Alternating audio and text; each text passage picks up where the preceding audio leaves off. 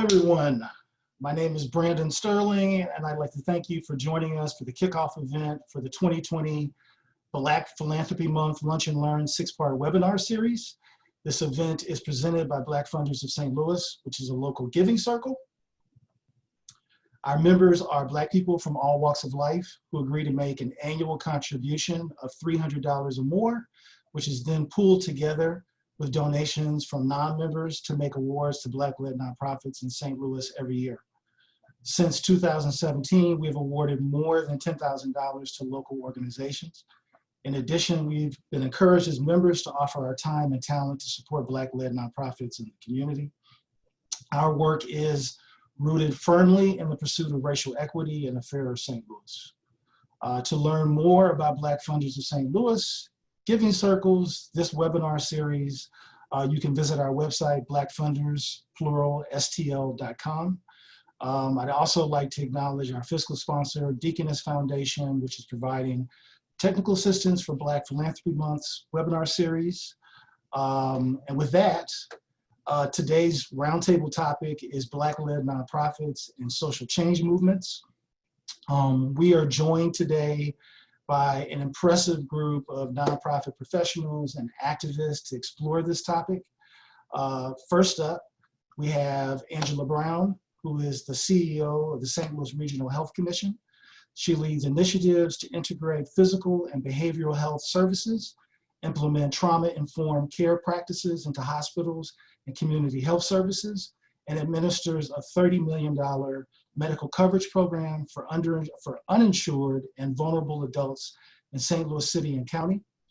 Angela has 15 years experience in the nonprofit management sector with a focus on health policy, strategic planning, and community engagement. Next, we have Allison Gibbs, who's the Director of Leadership Development and Special Programs for WEPower, where they work with community to redesign education, economic, health, and justice systems to be equitable. In this role, she's the lead designer and facilitator for an initiative called Chisholm's House, or Chisholm's Chair, excuse me, a collective of Black and Latinx women exploring elected and appointed leadership opportunities in the St. Louis region. She has worked on several electoral campaigns and ballot initiatives in Florida and Tennessee. And in addition, in 2015, she helped found Just City, a criminal justice reform organization. Next up, we have a local legend, Jamala Rogers, who is a founding member and the executive director of the Organization of Black Struggle, a group of veteran activists, students, union organizers, and community members working to address the needs and issues of the Black working class. She has been intimately involved in grassroots efforts addressing racial justice, political power, and transformative democracy. She's the author of Ferguson is America, Roots of Rebellion, and The Best of the Way I See It, and other political writings. She's also a featured columnist for the Black weekly newspaper, the St. Louis American. Finally, we have Keaira Anderson. She's the former executive director of the Cornerstone Community Development Corporation, a faith-based nonprofit providing affordable housing to low and moderate income individuals and families in what many of us here in St. Louis have come to know as the area called the Del Mar Divide. For the last 2 years, she has led organizational capacity activities for Cornerstone and a large community development planning initiative for the West End neighborhood as one of only 2 nonprofit executives at the moment to receive funding for the Regional Equity Initiative Invest STL.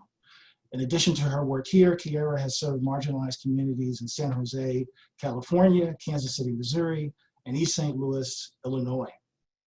So I'd like to thank all of you for choosing to join this call with me today.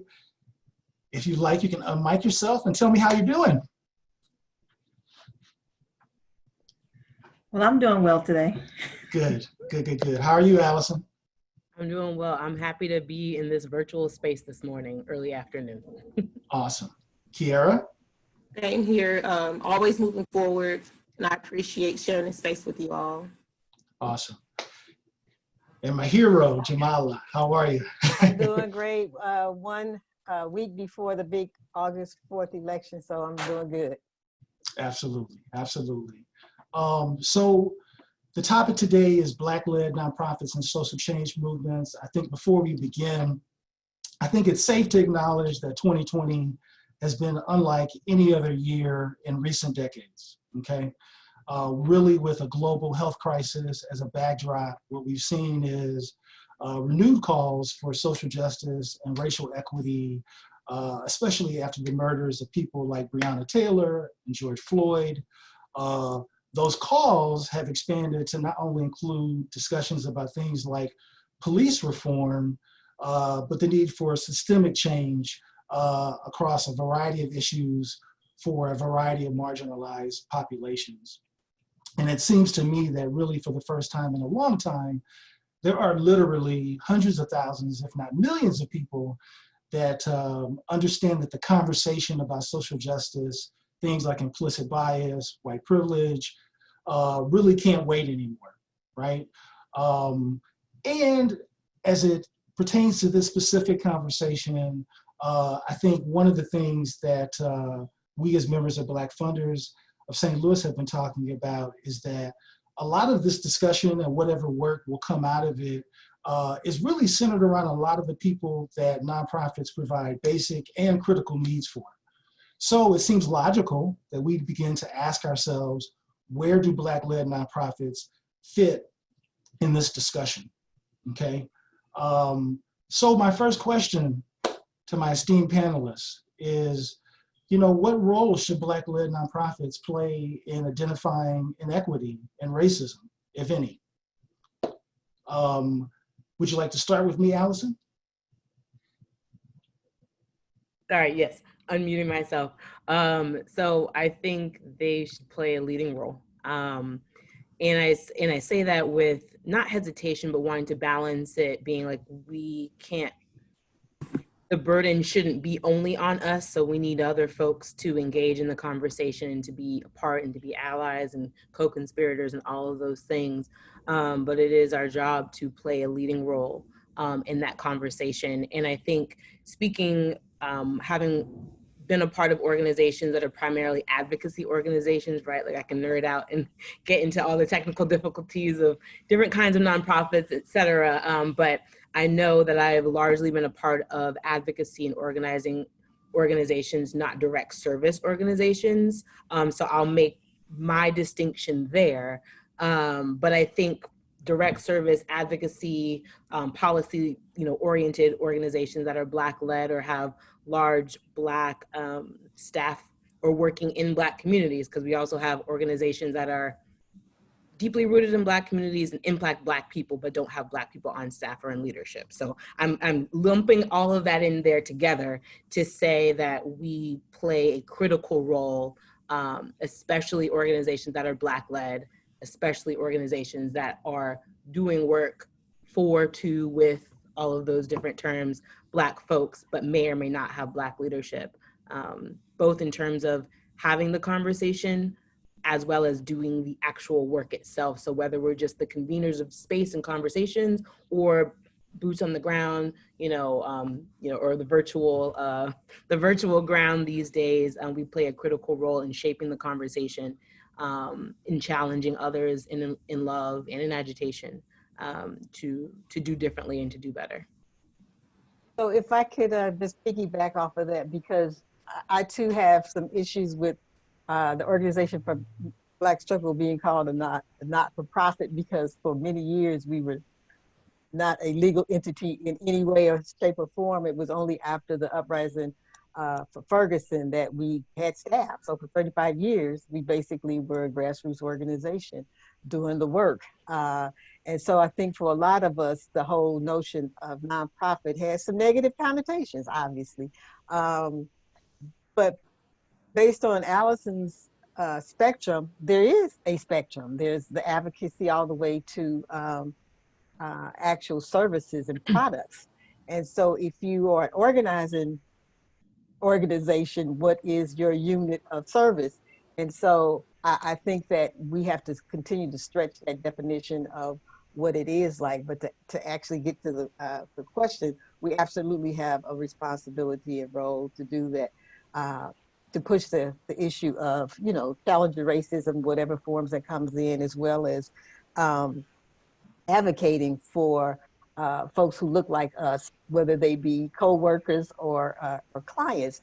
One of the things I found interesting after the Ferguson uprising, where we had the Ferguson Commission and the recommendations, and all of a sudden I started to see mainstream nonprofits add racial equity to their mission or somehow tagline. And I'm thinking, okay, I hope the Black people in those nonprofits are challenging them, because just because you add a symbolic phrase does not mean that you have checked off that box. And for some of those, they have a historic, reputation of not being fair, not only to its employees, but having a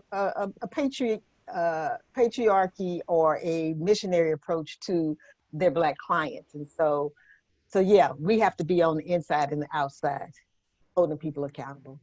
So I want to sit in something that you just said. You said that some organizations have a missionary approach or outlook about their clients, and I think that's an interesting commentary. It makes me ask the question, or maybe form two questions. One is, how difficult, and this is a good question for Angela and Keaira, how difficult is it for an organization that isn't established to do this kind of grassroots social justice oriented advocacy work to bring conversations about inequity and racism to the forefront? And also, how do we train our peers to be a part of that conversation without it coming off as paternalistic, maybe even a little patronizing, right? How do we lead our professional peers and our organizations along? But how do we do that? Any thoughts? I will jump in because Jamala's statement struck me too, because right after, the Ferguson Commission work, and we did the Forward Through Ferguson, I was on several boards, and everybody kind of, even my own organization, we moved to now, we have this racial equity term.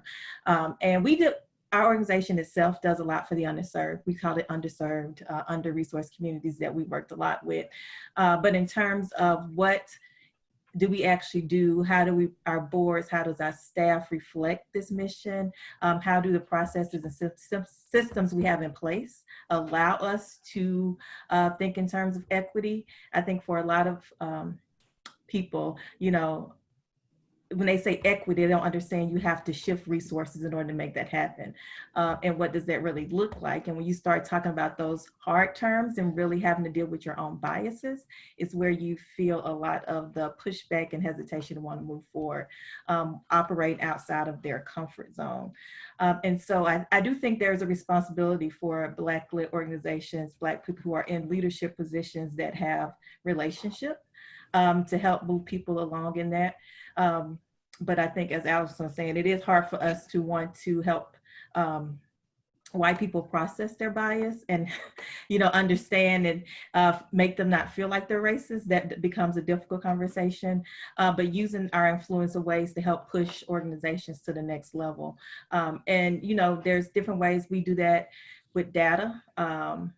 For a lot of the ways that we've been able to do it, personal experience, trying to push having people with that lived experience at the table, partnering more with non-traditional or non-mainstream, I should say non-mainstream nonprofits that are actually boots on the ground doing the work to really help lead those conversations to get us to the next level. And I've seen that work when people actually see the, people with the lived experience at the table speaking and leading. And I don't know if they feel guilt or whatever, but it helps them at least forget some of the hesitation and some of their own internal issues to help move the conversation to the next level. And especially after the thing we just saw with Greater Floyd. That renewed energy, even more people have come out with statements. We've seen some of our major hospitals who have probably never come out with statements, BJC to speak of one, around racial equity and the things they're trying to move inside their system. And from my position, I'm like, oh, we started to talk about it. But now to see people actually like, how do we fund this? How do we put people in these roles to have that conversation? even my own organization itself, we've been around about 20 years, but we were led by a white male for 19 of those years. You know, I just came in as a Black female. So even seeing that shift in some of the larger organizations that we have is at least bringing some awareness, giving us a little bit more power, increasing, I feel like, the responsibility of us to have that voice, to bring those conversations to the table, to push a lot of these systems further into addressing the racism, anti-bias behavior that we have. Angela, that's a very similar experience to my experience the last 4 years. And so Jamala and Allison, what I'm bringing together here is the last person in the sense to sort of contribute to the discussion is that, first off, let's just acknowledge the dopeness of Black leaders. We are discussing leaders, but then also educators to boards whether or not if they're predominantly white in Black communities. And then Black undersourced, under-resourced communities.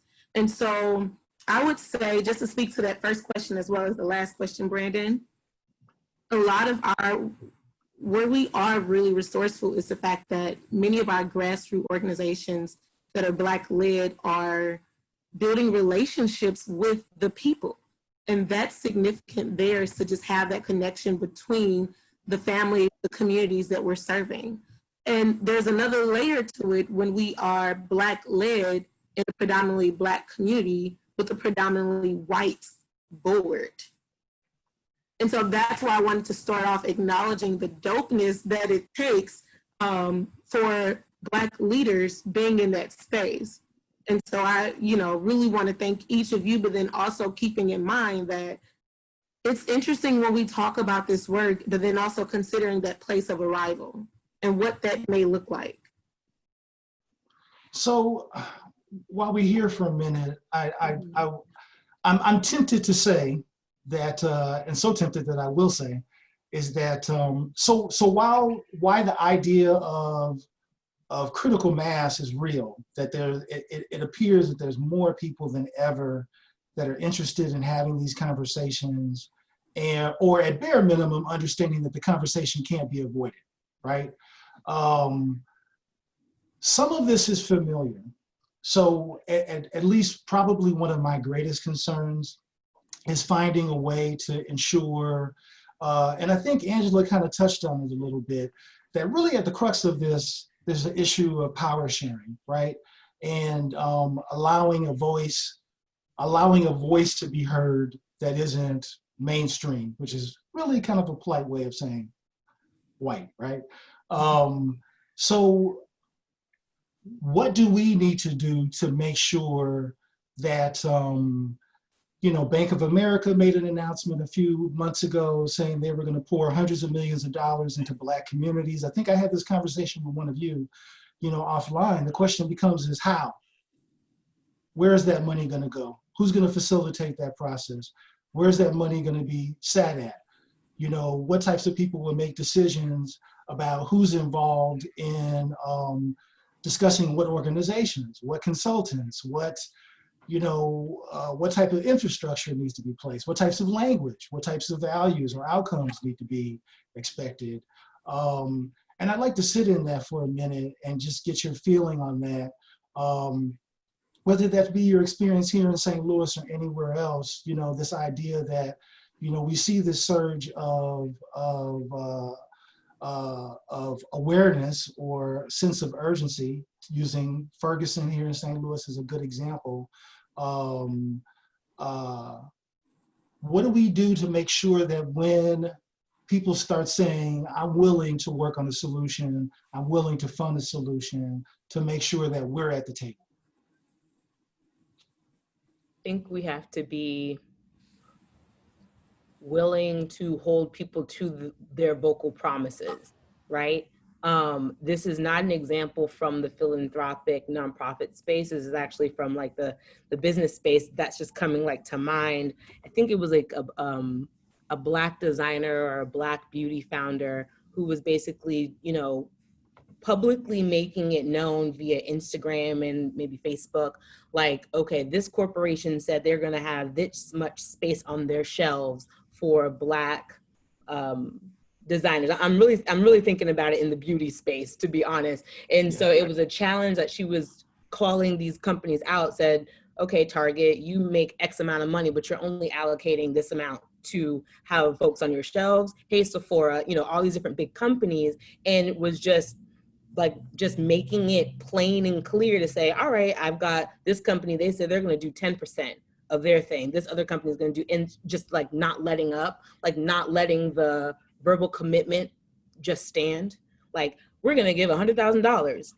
You know, if you're a corporation that only has $1 million annual revenue, that's a significant chunk. But if you're a $1 billion corporation, like, that's cute. That's also like a PR stunt. Like, that doesn't even cover 2 well-paid salaries, right? Man, So, like, you I'm know, glad you said that. yeah, I'm like, and I mean, like, it's for the executive level salaries, you know, Yeah. I'm not saying that I'm all capitalist, but also thinking about the world as it is, right? And thinking about our realities right now versus what we want to be true in the future, potentially. That's cute. That's a start, but that's not enough. And like, being bold and not just taking crumbs, I think is super important. And like, really leveraging this moment and not letting folks off the hook, especially the large corporations, especially the Wells Fargo, especially the Bank of America, like especially those institutions where we know they got deep pockets, and we also know that they are deeply contributory to these systems, like either directly or just indirectly, just by being, you know, blind to certain realities, but especially for the ones we playing know. the position of neutrality, right? Yeah. Right. So the neutral ones, but especially the ones we know that are directly culpable, we hold them publicly accountable.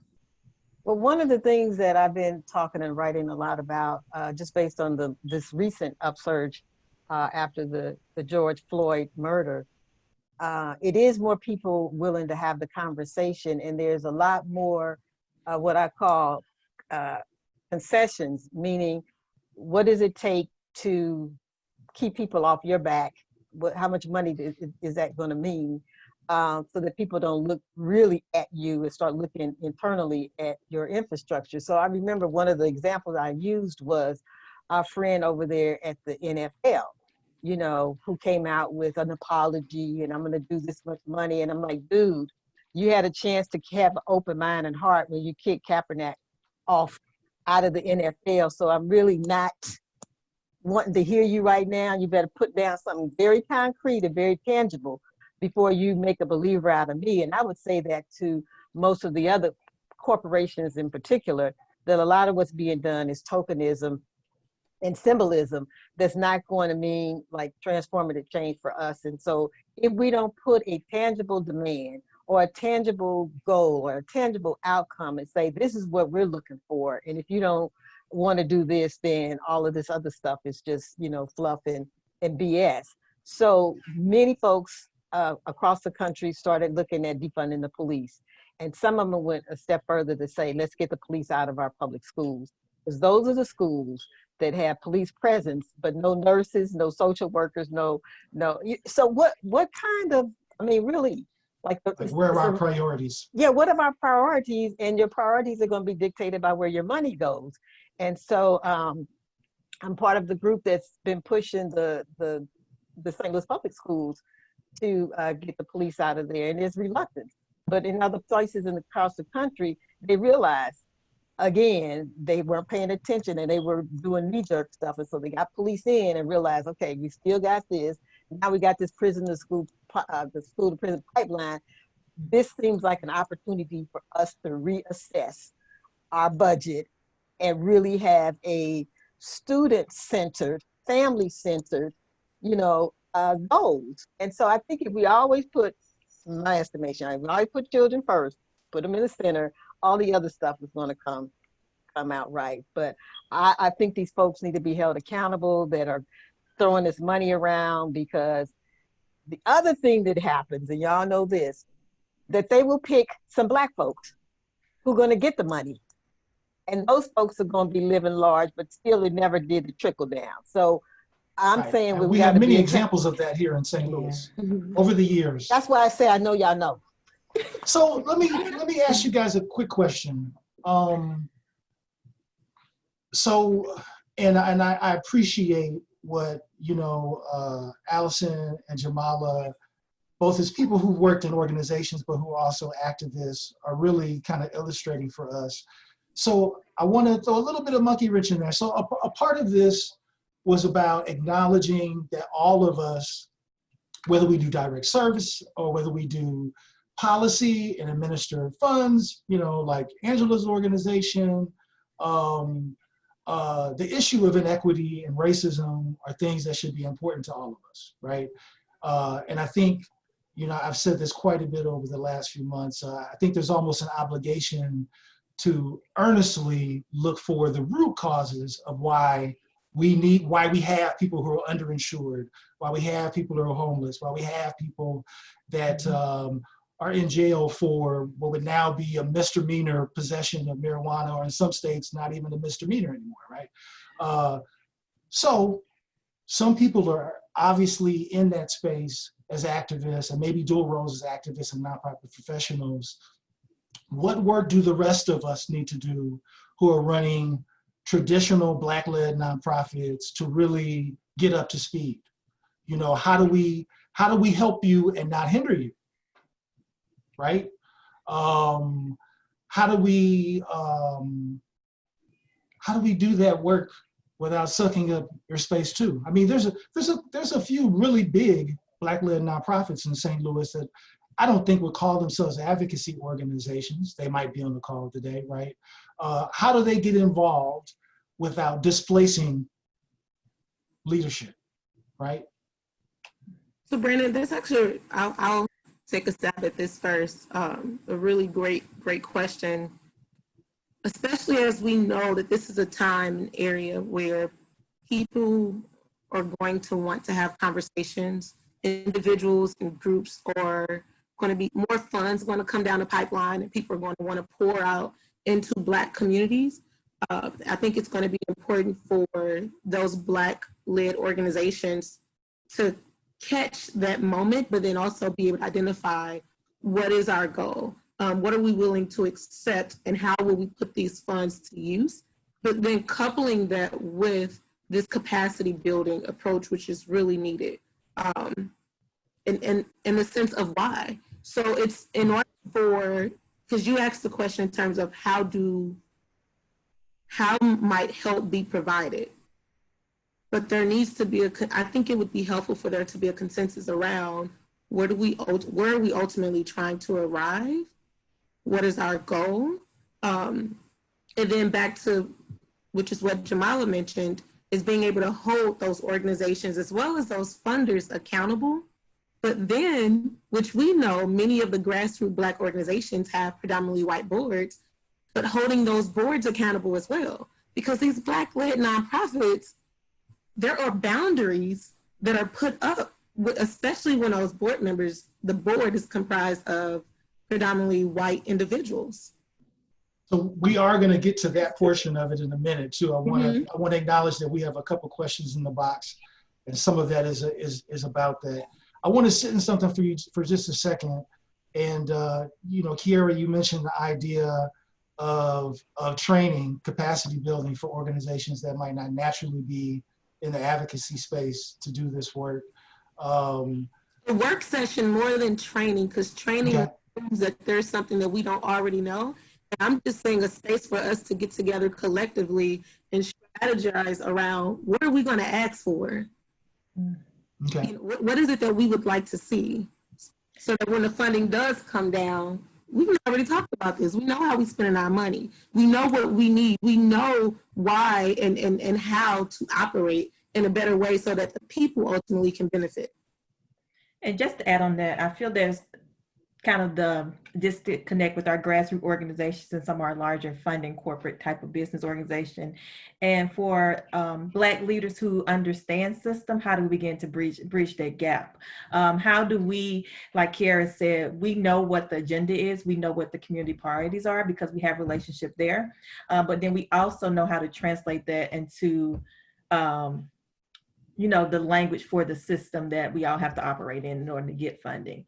And so how do we take, I understand, you know, I'm working on a project now. We have a lot of advocates. They just want to do the work. They understand it. They're with the community. They're from the community. But then they don't understand some of the politics behind it. Like, you have to say it this way to get the funder to understand what you mean. The, you know, the catchphrase language of how we're addressing disparities and all these other things. And so how do we take some of our learnings from being within the systems, for those of us who are on the inside of systems, and to help bridge that gap to really get the funds to flow to where it needs to flow. The other things that we're trying to push, we have in our region, it's a very small program, but it's called participatory budgeting, where we actually have community leaders at the table making the funding decisions. And even on top of that, there's still politics, but at least at a start, how do we get those people at the table once we have their, you know, they have the expertise, as Keaira said. It's not a training, but it's really bridging that gap for a white audience to understand what we're trying to say in order to really reach community. I want to add to that really quickly, because I'm thinking about like this insider-outsider strategy, right? And I'm just going to think about like a one kind of system. So if we're thinking, for example, like healthcare system, right? If you've got folks that are doing organizing and advocacy work, working on the policy end of healthcare, and you have a whole host of like direct service providers, whether it's, you know, public health providers and providing ad hoc services to the more institutional provision of healthcare, hospitals, you know, clinics, et cetera. How do we come together in a space, right? And organizers can provide political cover, right? We could potentially be the heavy or be the fall guy. Sorry, my lighting changed. Be the heavy or be the fall guy for something that comes up, but can hold people to account and provide protection for the direct services, for the direct service providers, so that, you know, there's this larger systemic change that needs to happen. But what they risk is not having enough money to provide a hospital bed or to provide, you know, reproductive justice, like reproductive services, right? So how can we work together so that the organizing and advocacy organization, we can be rah-rah, right? But we know we're working in concert with the direct service provider, because what we don't want to see is a Black or Latinx or white or any of our brothers and sisters not get like the immediate thing that they need, while we also continue to push systems. So it's just something I'm like thinking about, of making sure that like we're working together, because exactly to Keaira's point, not so much that the folks working in direct service don't know, it's just like what they risk by saying X is potentially 100, you know, beds or 100 meals or something that people most directly need. And so thinking strategically of how we can play politics together smartly. So it sounds like what you're suggesting is that we acknowledge, whether we're in direct service or policy or actual on the ground advocacy work, that there's mutual interest there, and there's an opportunity for us to play some roles that complement one another. For those of us that may be involved in non-advocacy work, we may know systems, we may know people, relationships, history, politics, that's shared in a unique way with us that allows us to inform the work that advocates do, right? Or activists do. And activists have a little bit more room and latitude to push the envelope a bit in ways that maybe traditional nonprofits can't, right? Is that a fair assumption? I do want to say this, and I have talked to, I think, most of you about this offline, is that, so here's the thing, and this brings me back to the point that even though this feels really big for the first time in a long time, it's not really new. And I think one of the things that we do have to acknowledge is that a lot of us have jobs and families and mortgages and a variety of obligations, right? That it can be tempting to not do anything because of that. And I think while I acknowledge what you just said, and I think that's actually very, very smart, and one of the things I would say as a result of that is that advocates and traditional nonprofits need to make more time to meet, right? Having said that, I'll play devil's advocate and I'll say that it doesn't absolve us as executive directors and CEOs of traditional nonprofits to find a way to push the envelope, right? Having said that, I'm going to address some of what's happening in the Q&A box and pose a question to the group, which is essentially that I think we acknowledged earlier, is that there are Black leaders of white organizations, right? Those organizations may have a regional or statewide impact, or they may serve very specific communities that happen to be all Black or intentionally Black. The question becomes is, how can they position their organizations to have a role in social justice if it's not their core identity? And how do they do that in a way that doesn't alienate their colleagues, their board members? And I'm gonna add this little twist to it. Ask people to be honest in confronting whatever issues they have with implicit bias or stereotypes or whatever else. So how do people that are in that space, because that's the space a lot of us are in. Some of us don't have the luxury of having an all Black board or all Latin board, right? So Brandon, in answering that question, I do want to push back on a comment that you said. You said something to the effect that we share mutual interest, and that's not always the true. And so that's the thing that creates tension in the room. So we all maybe have the same clientele or the same target community, but our interests are quite different. So for a lot of nonprofits, it's this whole, and I'll use the word missionary again, because most people of faith understand that, this whole thing of proprietary, like these are my things, these are my widgets that I get to count, and the more I have, the more I count, and the more money I get, as opposed to some of us who are looking at it from the standpoint that we are really trying to empower our communities. We're trying to create critical thinkers who can make decisions for their families, for their communities. That's not necessarily the goal of a lot of non-for-profits, because as long as they keep people needy and dependent, then they have, job security. I ain't down with that. I'm trying to work myself out of something so that it's other people that are lifting up the issues, and they're the fighters of it where they are, and they see the connection between this candidate and their standard of living, or they see how expanding Medicaid or not expanding it has impacted the health and life of their community. That's the kind of folks that I'm trying to create, not folks that are going to come to the door and say, do you have some groceries for me? I want you to know why you don't have groceries, why there is homelessness. So, it's not mutual interest. You know what? So, yeah. I'll acknowledge that. I think that's real. I think that there are some people who are in the space that treat it like any other job, and that can be problematic. And I think there are others that may be fearful, or there may be others that are just, we're humans. I think there are some people that just do their job. I got trained to be a social worker.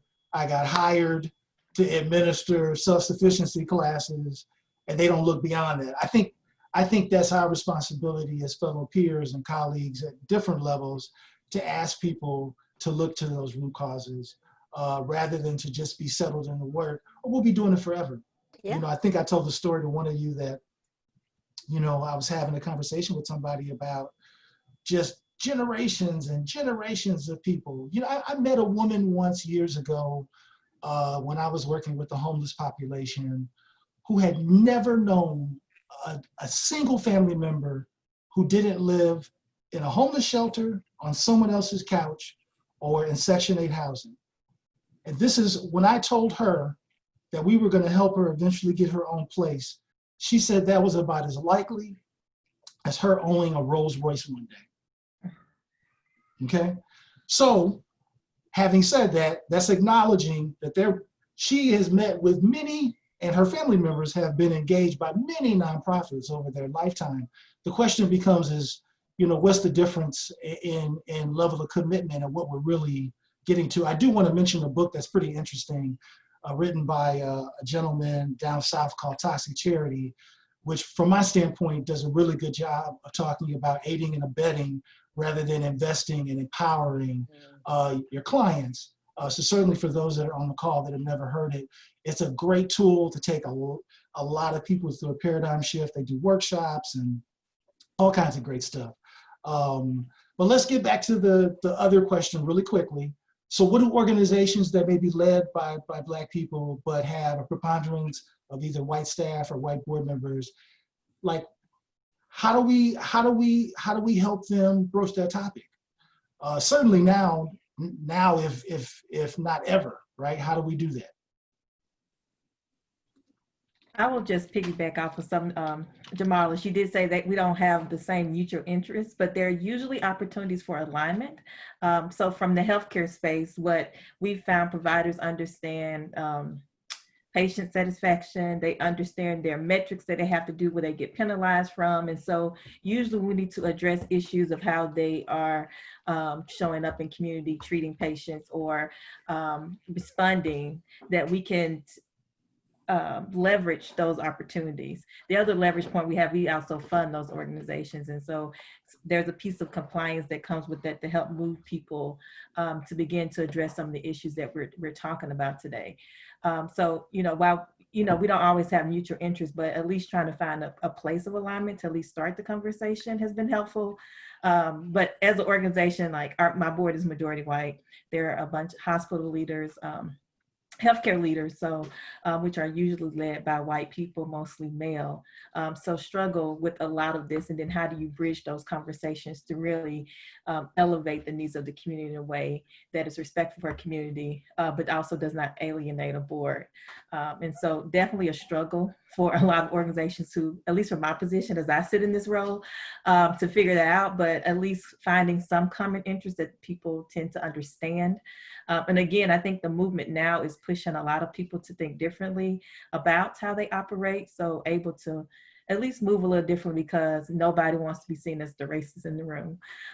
So it does help conversation just a little in terms of how you move and operate. But definitely, when you think about how they are funded, or the hospitals are funded, our health centers are funded, and how you can help improve those metrics, really helps. And we have a major issue with addressing Black males in the healthcare system and how they're getting service, and being able to change the way we operate and think about care, healthcare in the system that is operated in is a major issue that, we're broaching the subject.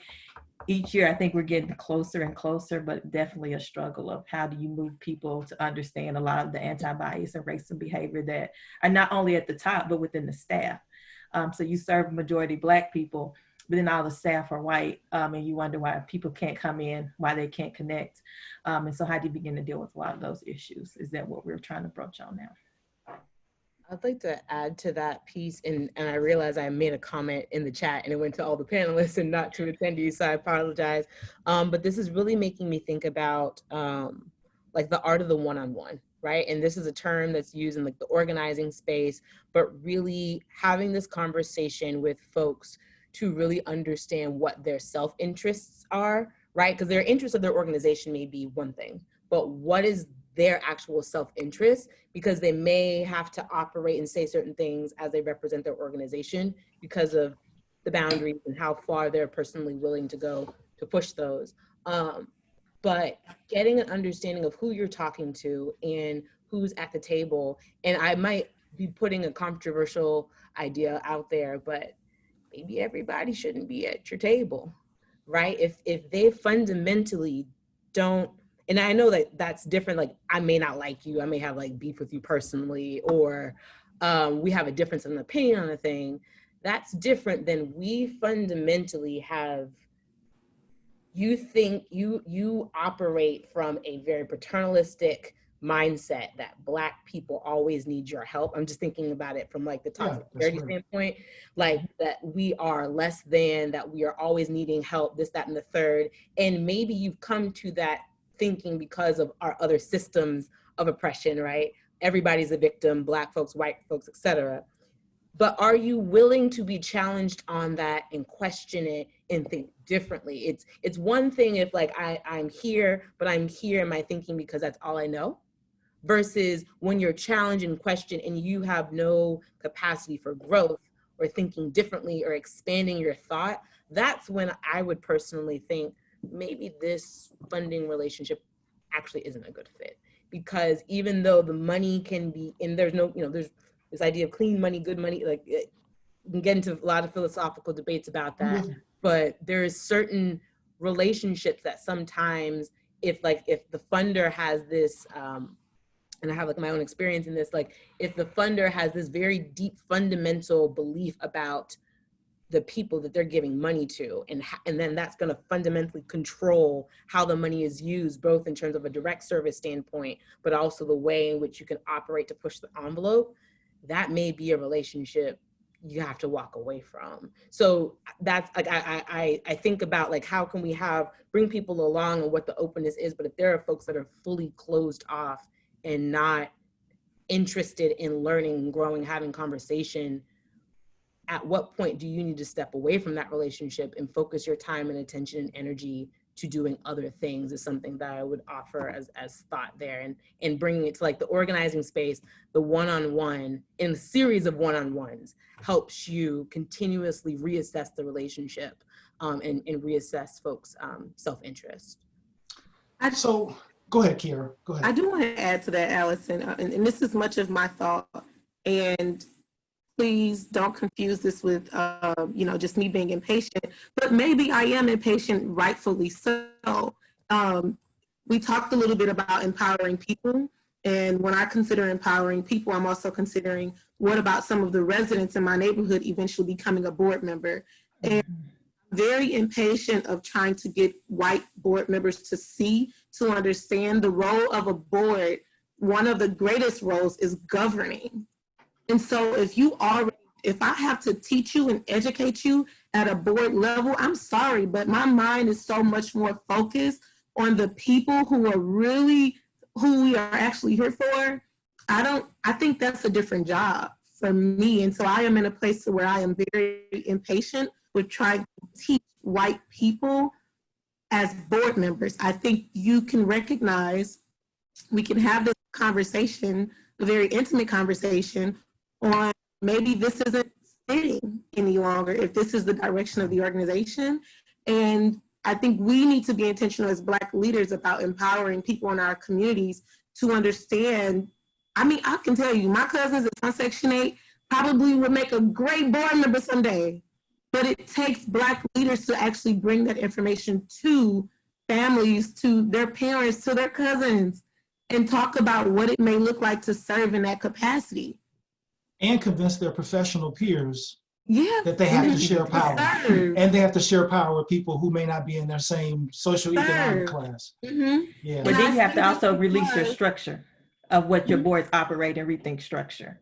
Time and. So it's interesting that you say that, Angela. So one of the workshops that'll be coming up, one of the next sessions in the Lunch and Learn series, one of the presenters is Marissa Payne, and she and I were having a discussion, just about the idea of racial equity and organizational health.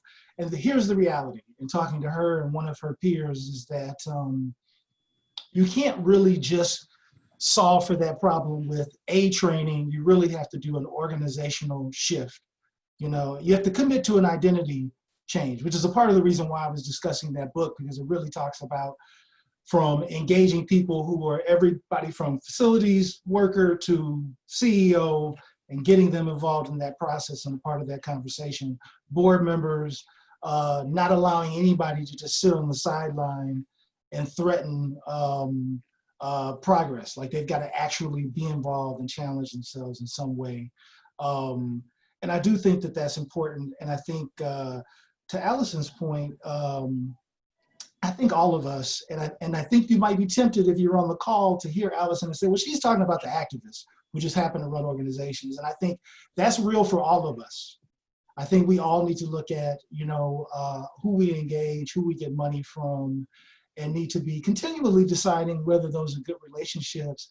And I spent a lot of time in the last 4 years as ED of a CDC, really challenging stakeholders and funders to really like get in deep with us, right? to not give us really small amounts of money, not to give us lip service, but to really walk the whole thing with us. You know, whether that's making sure that you've got, I mean, we've convinced city departments to assign staff people to attend community meetings twice a month for 3 years. I want a staff person there. I don't want a scenario where we're working out a solution and then we get stalled out for a month because you don't want to be at the table on a regular basis because there's some liability or perceived liability with that, right? But it is important that we look at our relationships, and it's important that we protect our relationships, right? Especially if what we're suggesting today is that in some cases, there's room for traditional nonprofits and groups that do activism work to pair up, that we need to be intentional about who else we let in that space with each other. So I'm going to go through this box and see if there's any other questions before I move to some of the ones that I already planned. I just want to kind of honor some of the enthusiasm that's going on here. It looks like most of it's centered around that same type of topic that we've been talking about. I think that's a stress point for a lot of people. So maybe this is where I push back a little bit. I believe that a lot of nonprofit leaders, whether they be Black or otherwise, are primarily focused on service delivery. And at least some of what I've heard from funders in the region is that we struggle to, and it may be fair or unfair, so I'll leave it for you to really react to proving that we're experts who can contribute to policy solutions, right? And really describing beyond saying, hey, look, I'm Black, I empathize with my own folks. You know, if you're looking for a partner, I'm it. Like really being able to articulate what we bring to the table. The question is are we ready for that role, and are we kind of being kept out? Or do some of us have some work to do? You know, in terms of not just being service delivery experts, but people that understand policy, big picture, strategy,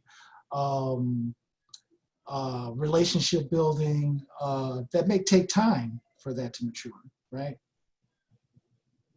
Any thoughts? Jamala looks like she has something she wants to say, but she's not sure if she's gonna say it. That's like a big old question. So I'm just trying to think about pieces of it, because, and part of it is I keep thinking about the opportunity that we have right now, that we don't know how long it's going to last in terms of people being open and demands being made. But certainly any demand that's going to be made, there has to be the capacity to follow through and make sure it gets realized. And that's, I think, what's lacking in a number of our communities that have been like marginalized and sometimes don't even understand the role that government plays in making decisions that impact their lives for generations. So, I mean, it's easy to say, I ain't voting, I don't care what happens, my life hasn't changed. Well, yeah, that's probably true for a lot of folks. But if there's a critical mass that begins to hold even local leaders, local elected officials accountable, and then deal with them, and then start with, okay, who are the businesses in your community that you think need to be doing something else? So when I think about Keaira's point about governance, and to me, that's one of the things I think we don't do a good job of teaching our people about governance. And I'm talking about even in the organizations that we have in terms of what does a democratic space look like? Right. And in the broader terms, what's our vision for the St. Louis region in terms of what does power sharing look like? What does true democracy look like? And we could actually have some of that modeling being done on the board level between board and communities. But you know, still I see people want to be in their comfort zones. And so there's a need for us to push them out, but also create spaces that are not just venting spaces, but where there actually is going to be some conversations that are going to move people. So I think about this a lot. So that's what I got to say about it. Like, how do we shift things? What is it going to look like 6 months from now, a year from now, in St. Louis with all that we have going on here? We got some important elections coming on, but there's also what's the vision for the city, and what's our particular responsibility to moving ourselves and the constituencies that we have some influence over, to move them as well. So bringing up politics, so some people say that there really isn't or there isn't at least a consensus on, what constitutes a Black agenda. Some people, I don't know that I necessarily agree with this next comment, but some people would argue that there isn't a Black community, or at least not a homogenous thinking Black community, which in some senses may be fair.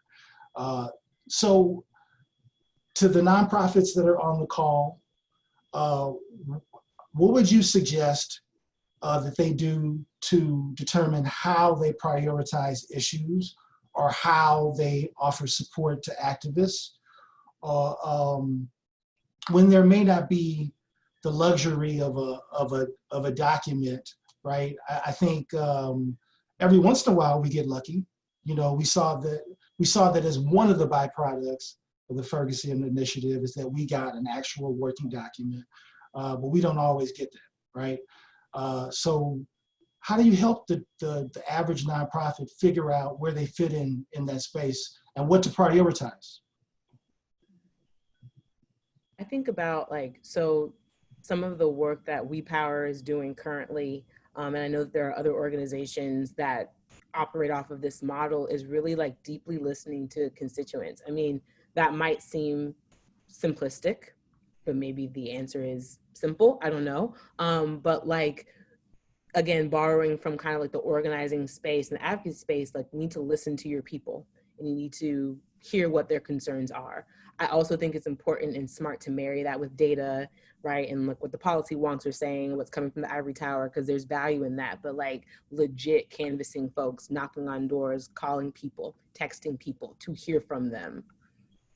Sometimes the simplest solutions aren't the ones people want to do because they want to just pay a group of consultants to go give them this report and give them this data, but actually talking to people and hearing what they need. And so I fully also understand that may be beyond what a direct service nonprofit can do in terms of their budget or their timing. So I fully understand those potential limitations, but that's where I'm going to go back to being in partnership and community with other organizations that do that, with WEPower that does listening, with Action St. Louis, with Organization for Black Struggle. There's other organizations that we are deeply embedded in listening to folks on the ground and leveraging our capacity and really our charge to do that work, and making sure that that information isn't just kind of us, banging the drum at elected officials or appointed leaders or whatever, but organizations in the direct service space are also using that to inform service delivery, as well as to inform their own strategy for pushing funders and for pushing, their corporate structures around how they provide service for folks. But you have to listen to your people, and there's a lot of different ways in doing that. You could hire a firm to make that happen, or you can connect with organizations that do this. So that's the miracle of technology, is that some of this stuff can be done on the cheap these days. And I echo your sentiments. I think the last 4 years, I was able to do a lot of surveying. And I think a lot of times, especially board members, why are you pushing out a huge survey to a bunch of people? What's the end result? I said, I don't know. That's the whole point of doing survey, right? Asking questions, figuring out where needs are, trying to anticipate real-time shifts in attitudes. And it sits somewhere between there. And I think even Angela brought that up earlier, the idea that you can inform the people that you work with, your colleagues, your board members, with data, with research. You can also combat stereotypes. And you can show people their implicit bias, right? By taking the work. And a lot of times some of that work is already existing in that space. I think Angela or someone else may have wanted to comment too. Yeah, I just wanted to add to Allison's point that you hopefully, because my first thought was just listen to your people, listen to the people with the experience, but it's also taking what they say and actually acting on it, which I feel like we do a lot of needs assessments in St. Louis every time a new issue come up. But how do we really put that into action and actually address the issues that community are saying is one of the things.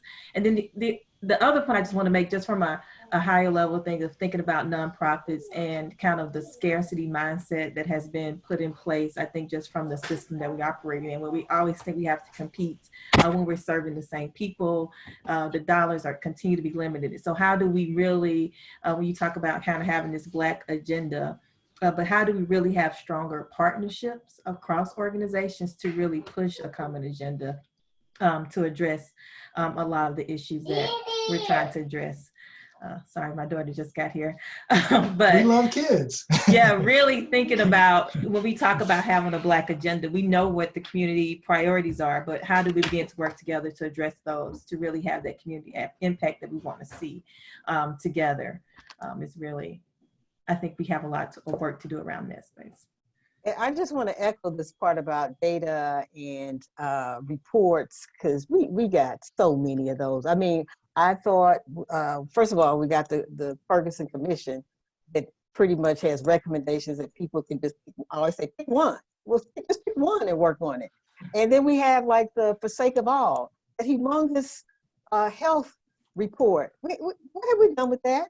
I mean, we have had data. The children's report that Vision for Children at Risk puts out. We got the data. What I would like to see is working groups that actually say, we're going to take this portion of it and we're going to do some benchmarks. And in 5 years, we're going to do bloom, bloom, bloom. We're going to have less of this. We're going to have more of this.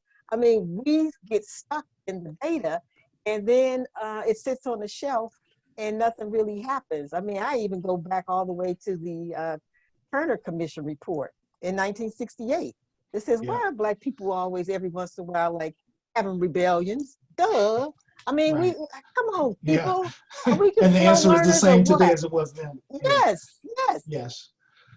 So, there's a couple things that come to mind as you talk, Jamala. Number one is that I do believe that we need to be careful to not fall into the trap of, once we've built critical mass and people are willing to talk about something, having people that wield a lot of power or influence relegate that to another thing that can be pushed out over a 2-3 year study. Because quite frankly, there are plenty of studies and there's virtually nothing new is happening. What we're just seeing is a kind of a cycle, right? A vicious cycle.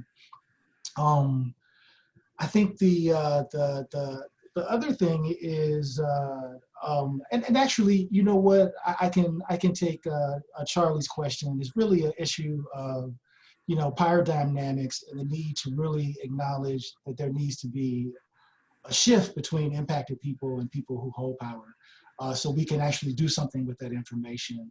I would certainly suggest that nonprofits, even those that aren't involved in advocacy work on a day-to-day basis, take what you've said to heart, which is find one of those existing things like the Ferguson study and pick a thing and commit to an actual measurable outcome.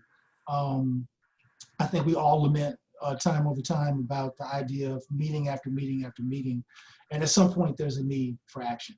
And whether you have to build collaborations or partnerships to get some of that stuff done, we do have to make a commitment to that. Before we get much further along, I do want to go back and deal with one of the questions that was in the Q&A box, because I think it's a little nuanced. Somebody mentioned something specifically about having discussions with donors, which is different than funders. So typically, when we talk about donors, we're talking about individuals, some of them very wealthy, that may, as a result of giving over a long-term time, have a lot of influence over your direction. And I will say that to the audience member that wrote that, I have definitely been in that place before. Actually, I brought up this book, Toxic Charity, and one of the big reactions was that a group of donors Infinity Group were threatening at the time, well, maybe we won't make gifts to your organization, right? There were others that asked a lot of questions that didn't draw a line in the sand, but certainly had questions. And I think for us, it's a commitment to information and learning how to articulate where you sit and where you want to go and what's important for your clients. And really driving home the point that the place that you're at is about not compromising what it takes to get a high quality of life for the people that you work for, right? And really challenging people to figure out, challenging donors to make a decision about whether or not their hesitation is really about their own comfort level or about what they think is going to be delivered on the end for clients. If it's about clients, then I'll walk you through how we get there, going through this paradigm shift, having these conversations. If it's about you, then the point of giving is about doing for others, not making ourselves feel good, right? So I know that's an ongoing challenge, and I know dealing with individual donors, especially really wealthy ones, can be very challenging. And maybe at some point we'll do a webinar specifically about that topic. But before I move on to any new question, anybody have a burning comment they want to drop in? There was something that Brand Foundation, I answered it because I saw it pop up in the Q&A. I see people doing Q&A and in the Zoom chat, but I just wanted to make sure it got lifted because I don't know if one exists. So they were asking, is there a documented manifesto around what we as Black-led nonprofits want from Black and non-Black professionals, funders, entrepreneurs, and other community members so that the agenda is clear and public, similar to the Ferguson Commission report? If there isn't one, is there any opportunity to create one? So I just wanted to wow, and got covered. That's a big question. So I've been around long enough to say never. It could be something that is just I'm not aware of. I don't know that Black nonprofits have ever articulated exactly what they need in terms of relationships from Black entrepreneurs, people in the corporate space, all that kind of stuff. I don't know if Jamala feels like she's heard of something like that in her time as an activist. But certainly it's something that can be doable. Again, kind of alluding to one of the other webinars that will come at the end of the month, we'll be assembling a group of Black-led giving circles from all over the country. A total of 6 or 7 will get involved in that call. And even in assembling that group, one of the things that we talked about was doing some offline discussions and determining how we can work together to leverage this moment, this opportunity that Jamala talks about. And really, as Allison alluded to earlier, really help some of those corporations, right? And some of those bigger institutions invest in us more appropriately and make sure they follow through on this interest that they've expressed, right, in the moment. But yeah, it's not an easy question to get to, but I think certainly, I think there's a lot of Black people who are, as a matter of fact, giving circles are evidence of that. I mean, in the giving circle we have is all different types of Black people. They certainly want to give. I know some of you that have known me for a long time know I always say, everybody wants to say yes to something. They just don't know what it is yet. They just have to be asked the right question. So I'm sure there are some that are ready to lend some level of support, but they do need to know what we need, right? So I'm going to move the discussion along a little bit. I'm going to try to keep up with what's going on in the chat box as well. So I want to ask a really pointed question. We've been beating around the bush with this a little bit, all morning, but specifically, what can Black-led nonprofits do to be supportive of advocates? I mean, I'm talking about real time, today, tomorrow, not a year from today. How can we be supportive of people that are leading substantive conversations and sometimes, can get in a bind, and I think it's it's easy for us to forget that all these shifts we take as a society require somebody else to really put themselves in harm's way sometimes. So how can we be some more supportive, and what should we be open to offering activists?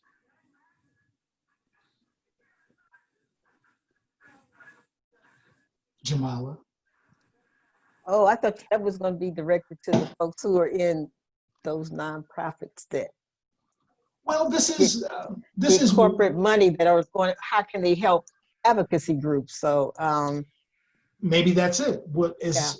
Yeah, I mean, what do us that run kind of mainstream nonprofits? What should we be offering you?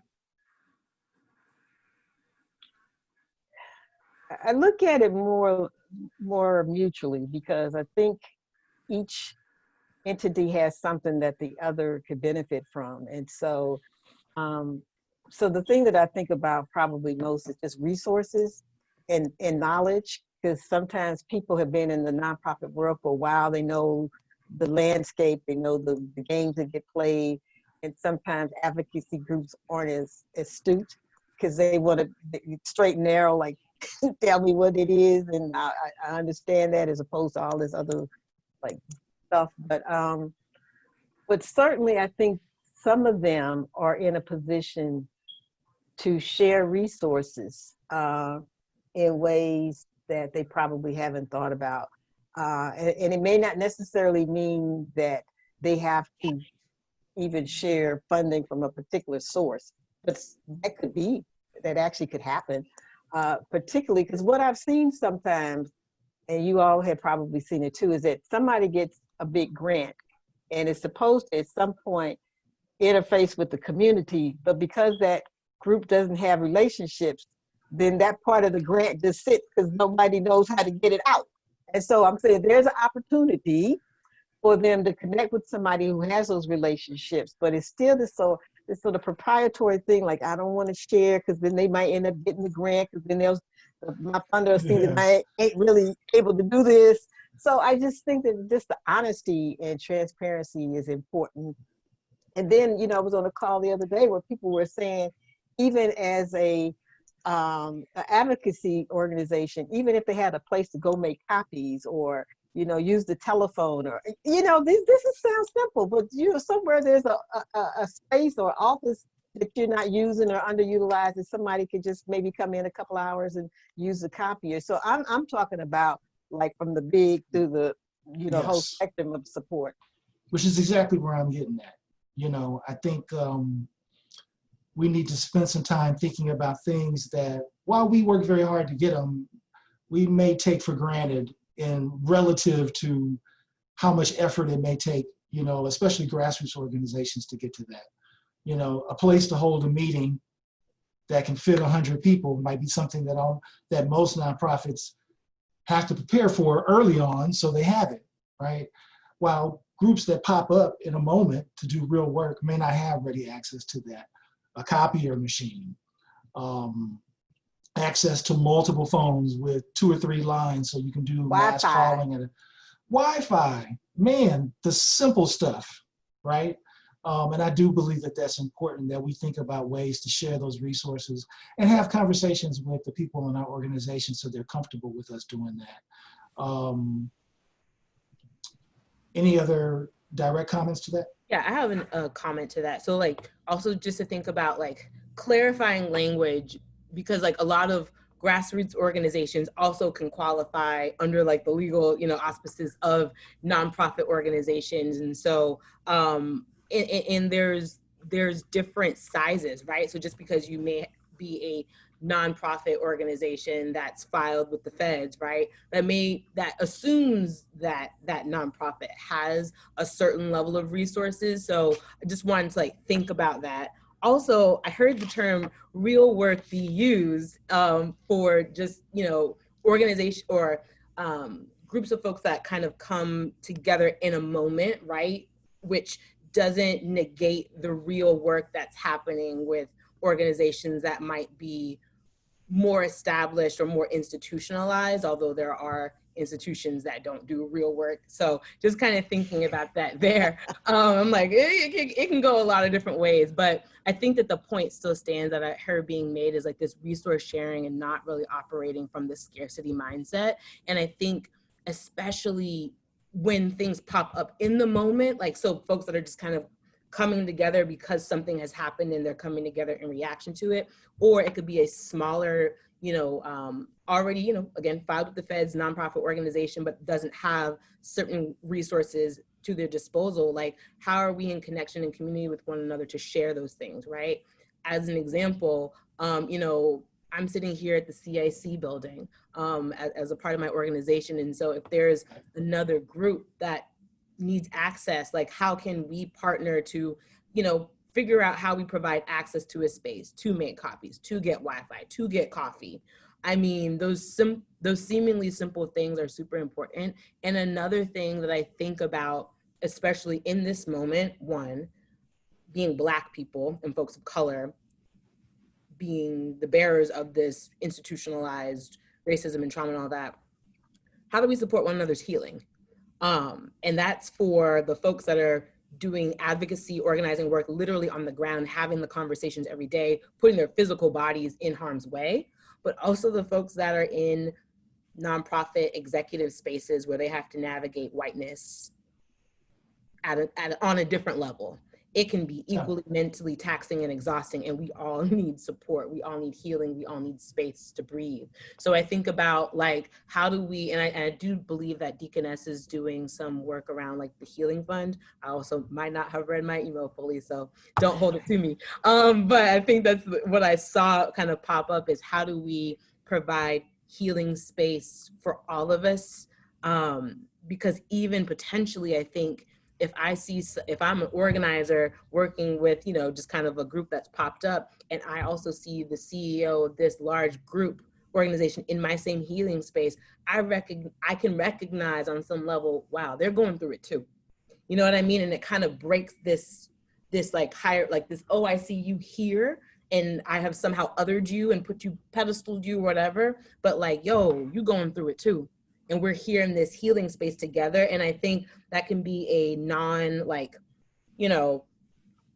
don't know, Grant Metric can capture this, right? But like another way to really bring people together and recognize that we're all needing some of the same stuff and truly provide space to like break bread and get some food too, right? But not just like that, not stopping at that level, really breaking bread and having deep conversations about this stuff that goes on. And it can have an impact on like this insider outsider strategy, because if I see you in this space and you're going through it too, but I've made this assumption that, man, so-and-so is sellout. He just in his 3-piece suit and attache case, as my daddy used to say, and he's just doing whatever. He doesn't care about this. He doesn't really know how this feels. But then I see him in this same space with me, and I'm realizing, wait a minute, there's a whole other side to this, and he is my ally in this other way. I don't have like a manifesto created around how I think look, but really thinking about how do we create space where we're together and not just, passing you in the coffee machine in the water cooler, but also laying bare and being vulnerable together in sacred space. How do we think about doing that? So those are my thoughts on that. Allison, real quick, I would be probably I would RSVP for that space. That is needed. Yeah, for sure. that was great. So, I think your comment is very poignant. And what's interesting is that Keaira is the first to respond. So what's interesting, and I'm going to tell you why. Keaira and I were in shared space some years ago at a meeting that was being convened by somebody who was not Black. We were talking about the pressures experienced by a variety of people working on issues. And one of the things that Keaira suggested was that there needed to be some type of mental health component to really serve, or to ensure the stability, right? The mental health, the whole issue of self-care for the people who are participating. I guess my question to the group is, are we doing a good job of making ourselves accessible to each other? I think one of the dangers is that maybe we're maybe we're judging each other. You know, I think it's easy for somebody that may be doing something grassroots level to think that people who are working in a much bigger situation may have sold out or may not be willing to take risks, and people who are in bigger institutions or mainstream institutions to assume that somebody who's doing grassroots work doesn't appreciate the complexity, right, of our situation. So I guess my question, and I'm going to ask specifically to Angela, how do you manage? Are we making ourselves accessible to each other, and is that a challenge? Like, because well, I don't want to talk you into where I would go with that question, but is it difficult, and are we accessible? So my first answer is for myself. Yes, I'm accessible. I feel like I'm accessible, willing to look to be partnerships with community people, community leaders. But I think sometimes perception of who I work for, the place I work, that I don't always get it. So I will say that. So I will even talk about my organization. It was actually had this experience with a community member. There was a distrust for the organization itself, the Regional Health Commission. And so everybody that worked there was this bit of distrust of, you're just part of the system. You're only saying what they tell you to say. You don't understand community. It was definitely until we had conversation. So as Allison has pushed the 101, and she actually came to work for us, she was like, oh, wow, you guys are trying. You are doing work. You just having to see the inside of how we have to operate in the system. And I don't think people understand how hard it is to convince somebody that your idea was their idea so they can actually do it. But, you know, operating some of those constraints to try to get movement to respond to community in a way is always challenging. I think from the outside looking in, you don't see a lot of the work that we have to do in order to move people, to move systems, to meet some of the needs of the community that feels like we're addressing their needs in a timely, rapid fashion. It's always a challenge. So I think we're, you know, when you're a Black person inside of a white organ, or at least a organization that represents white culture, although we're serving Black people, there is always this balance of, like you're playing a game, like you're playing chess. We pick our, yes. You pick your battles, you challenge where you can, you push where you need, you bring in different other voices, other resources, data, and different things to help make your need. But really to do it for a community, I can understand how it feels slow, how it feels like you're not being responsible, how you feel like you're not listening. But on the inside, you're like, I'm doing what I can. Just listen. How can, and then partner, and I think about partnering in a way like, how can your voice at this table help push what I'm trying to do, and having those relationships so they're working in tandem. So that for our advocates, how can your voice help push what people on the inside are trying to say to really get us the outcomes we want to see. So Angela, the irony of that is the community sometimes say, y'all need to hire some more Black people. Yeah. And then they hire some Black people. You will sell out. Yes, the minute they can identify you.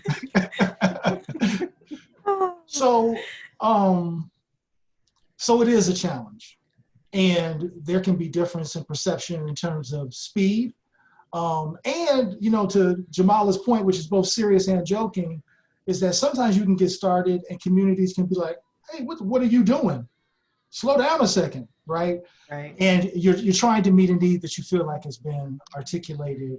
Can I ask you guys an honest question? Are we also managing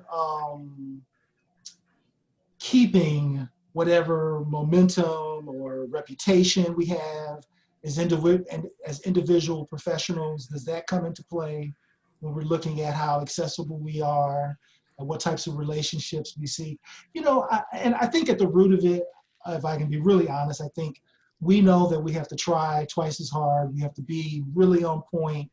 And as a part of that, assessing other people, and is that fair? Like determining what relationships will be and what information we'll share, you know, and if it's real, how fair is that?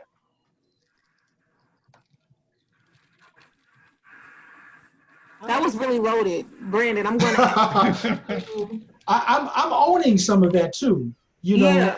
and I have to say, you know, as a kid, I was an activist, and I believe in anything and everything around social justice. I'm there. But as a professional, I do feel like sometimes I'm negotiating how much of me I share and with who, right? And how much of everything that I believe in, I push out. You know, some of that's gauging like how comfortable my colleagues are and kind of like walking them along. I've been educating some of my colleagues in implicit bias for years. They don't know. They're silently going through an experience with me, right? And educating some of my Black peers, right? So that I can put them in spaces and introduce them. And I guess I'm asking, is that okay? Is that fair? I think it's fair because from an organizing standpoint, it's really about strategy and tactics. I mean, you don't use the same tactics for every situation. So, you know, you size it up, you assess it, you see, you know, how close people align with your values, and then, you know, you move accordingly. So I don't think it's a negative. I think, as Angela pointed out, when there's misperceptions that you continue to hold on to without fully allowing that person to dispel some of that, is where we block off, you know, opportunities and access to people and places that, you know, could be a benefit to us and to our organizations. I would also add to that, like, I'm an activist and a professional. Two things can be true at the same time. And so I think, though, there's always something around like calculated vulnerability, and that's an individual choice. I can't make that decision for somebody else, because what they have to lose, I can maybe, if I'm in a relationship with someone, I can push someone, right? And push them in out of love and like, you know, thinking about like the story of self. I'm like, man, so-and-so, you didn't share your story. And I know it's so powerful, and I'd push you to share it more. But ultimately, that's a choice that I have to respect for someone else, because what's at risk and what's at stake is different for everybody. But I think like being clear about like, yeah, I think it's important to be vulnerable, because and open as much as possible, or as much as is safe for someone to do, because that's where connection happens, right? That's where maybe I can stop othering you as this, you know, corporate professional, and I know more about your story and have a better understanding of like the space that you're in, so I can operate with more empathy, and we can build true relationship with folks. So I think vulnerability is important, but calculated vulnerability, not so where it's fake and performative, but like you have to know what you're willing to, that's where your internal work comes from, taking a moment to sit with yourself and think about, what am I willing to share? What am I willing to put out at risk? And accept, you know, the consequences, good or bad, but that's a decision everyone has to make. But I think that sharing is super important, and having real conversations and dialogue, like it's how we get the work done. And so people have to really though sit for a moment for themselves and be like, what am I willing to share? What am I willing to be vulnerable about? How am I willing to own my story? Because if I don't own it, someone else will own it for me. I mean, use it against me. So those are just some thoughts I had on that point. So I'm going to take burning comments. I want to acknowledge that we are at the end of time. Do we have any burning comments before I do closing? Everybody's good?